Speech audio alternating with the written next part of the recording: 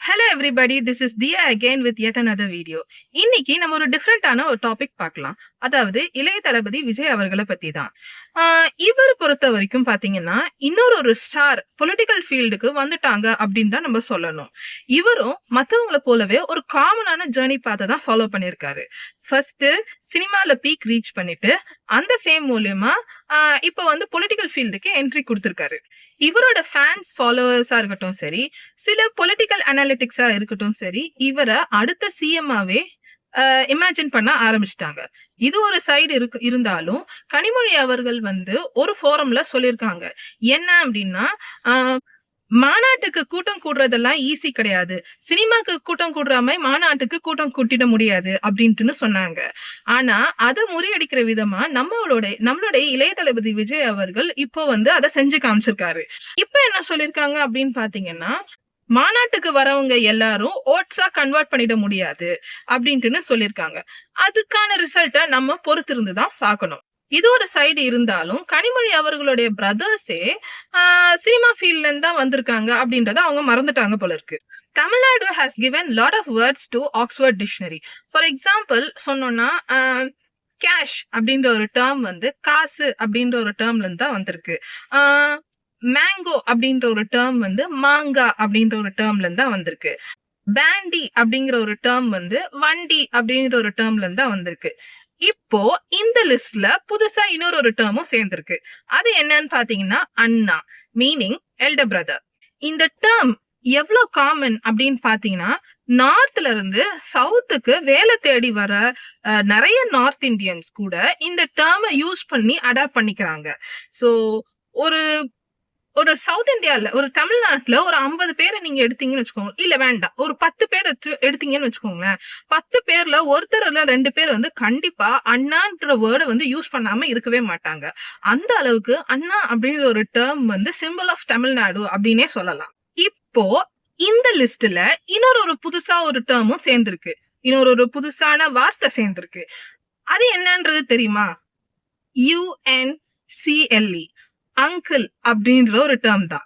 இது ஒன்னும் அவ்வளோ ஒரு ஃபன்னியான ஒரு டேர்மோ அப்படின்லாம் இல்ல. இது ஆக்சுவலா வந்து அங்கிள் அப்படின்ற ஒரு டேர்மை நம்ம யூஸ் பண்ணா it is a mark of respect, a slight affection that it gives for the person. ஆனா இந்த டேர்ம் வந்து ரீசன்ட் டைம்ஸ்ல பாத்தீங்கன்னா ரொம்ப ரொம்ப பாப்புலரா ஆயிட்டு வருது. இந்த டேர்மை இப்ப யார் பாப்புலரைஸ் பண்ணிருக்காங்க அப்படின்னு பாத்தீங்கன்னா, நம்ம இளைய தளபதி விஜய் அவர்கள் தான். ஆனா இந்த டேர்மை யூஸ் பண்றதுக்கு ஒரு டோன் இருக்கு. எங்க சொல்லிருக்கார், யார சொல்லிருக்கார், யார பத்தி சொல்லிருக்கார், இதெல்லாம் பார்த்துதான் அந்த டோனோட யூசேஜ் என்ன அப்படின்றத பார்க்க முடியும். இப்ப ஃபார் எக்ஸாம்பிள், ஒரு பஸ் கண்டக்டர் இருக்காருன்னு வச்சுக்கோங்களேன், ஒரு காலேஜ் கேர்ள். அந்த காலேஜ் கேர்ள் வந்து அங்கிள் டிக்கெட் கொடுங்க அப்படின்னு சொன்னாங்க அப்படின்னா, அது வந்து it's a mark of respect, ஒரு அஃபெக்ஷனேட் டேர்ம். இதனால வந்து பஸ் கண்டக்டர்ஸ் கிட்ட ஒரு சின்ன ஸ்மைல் வந்து அவங்க ஃபேஸ்ல நம்மளால பார்க்க முடியும்.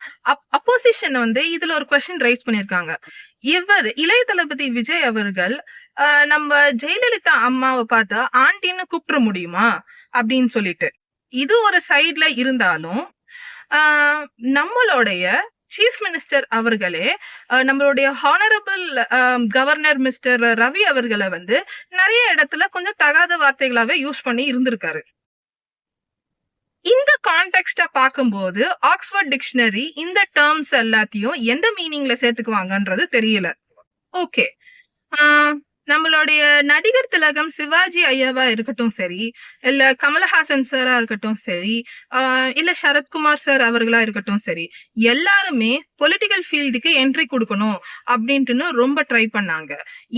ஏன் நம்ம சூப்பர் ஸ்டார் அவர்களையே நிறைய ஃபேன்ஸ் வந்து கெஞ்சியும் கொஞ்ச தூரம் பொலிட்டிக்கல் ஃபீல்டுக்கு வர ட்ரை பண்ணிட்டு ரொம்ப கேர்ஃபுல்லா நழுவிட்டாரு அப்படின்னு தான் சொல்லணும். Fools step in where angels fear to tread அப்படின்ற வாக்கியத்தை எங்கேயோ படிச்சிருப்பாரு போல இருக்கு. ஆனா இந்த லிஸ்ட்ல எம்ஜிஆர் அவர்களா இருக்கட்டும் சரி, ஜெயலலிதா அம்மாவா இருக்கட்டும் சரி, அவங்களோட பொலிட்டிக்கல் ஜேர்னிய ரொம்ப சக்சஸ்ஃபுல்லாவே கொண்டு வந்தாங்க. Rest in peace. இன்னும் எலெக்ஷனுக்கு 7 to 8 months தான் இருக்கு. சடனா இப்ப ஃபோக்கஸ் பாத்தீங்கன்னா டிஎம்கேக்கும் டிவிகே மேலையும் தான் திரும்பி இருக்கு. இத நம்ம இளைய தளபதி விஜய் அவர்களே அவரோட ஃபோரம்ல சொல்லியிருக்காங்க. அப்பனா மத்த பார்ட்டிஸ் எல்லாம் என்ன ஆவாங்க? இல்ல இவங்க எல்லாரும் சைலண்ட் அலையன்ஸ் வந்து TVK பார்ட்டியோட சேர்ந்துக்குவாங்களா? A lot is being said and analyzed. Even DMK minister's son refusing to be garlanded by BJP politician. நம்ம இளைய தளபதி விஜய் அவர்கள் ஆன் ஸ்கிரீன் ஹீரோல இருந்து ரியல் லைஃப் ஹீரோவா மாற முடியுமா? நம்ம வெயிட் பண்ணி தான் பார்க்கணும். இவரோட கோட்டரி ஆஃப் மினிஸ்டர்ஸ் யாரு? சில டிஎம்கே பீப்புளே வந்து இவருக்கு ஹெல்ப் பண்றாங்களா? இல்ல இவரு மதுரையில இருந்து மாநாடு நடத்துறதுக்காக ஃபண்ட்ஸ் வந்து கலெக்ட் பண்றாரா? ஏன்னா மாநாடு நடத்துறதுக்கு அவ்வளவு ஃபண்ட்ஸ் தேவைப்படுமே.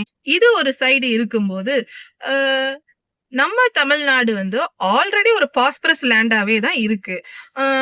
ஃப்ரீ எஜுகேஷனா இருக்கட்டும் சரி, ஃப்ரீ மீலா இருக்கட்டும் சரி, நிறைய இடத்துல வந்து பிரேக்ஃபாஸ்ட் அண்ட் லஞ்ச் டின்னருக்கு நிறைய இடத்துல வந்து ஃப்ரீ மீல்ஸ் ப்ரொவைட் பண்றாங்க. இன்ஃப்ராஸ்ட்ரக்சரா இருக்கட்டும் சரி, ரோட் ஃபெசிலிட்டிஸ் இருக்கட்டும் சரி, எல்லாமே நல்லாவே இருக்கு. அப்படி இருக்கும்போது நம்ம இளைய தளபதி விஜய் அவர்களுடைய ப்ராமிசஸ் தான் என்ன? இதுக்கு மேலேயும் தமிழ்நாட்டு மக்களுக்கு இன்னும் என்ன வேணும் அப்படின்னா, கவர்மெண்ட்ஸ் வந்து எவ்ரி 5 இயர்ஸ் வந்து சேஞ்ச் ஆயிட்டு இருக்கு. இந்த சேஞ்சஸ் தான் வந்து தமிழ்நாட்டு மக்கள் எதிர்பார்க்கறாங்களா? Indian prophet, Indian political prophet அப்படின்ட்டு சொல்லப்படுற பிரசாந்த் கிஷோர் அவர்கள் இந்த அனாலிட்டிக்ஸ் பத்தி என்ன சொல்றாரு? அவர் இது வரைக்கும் எதுவுமே சொல்லவே இல்லையே. So we are going to be entertained soon with this. Imagine an ordinary word uncle shifting the political focus.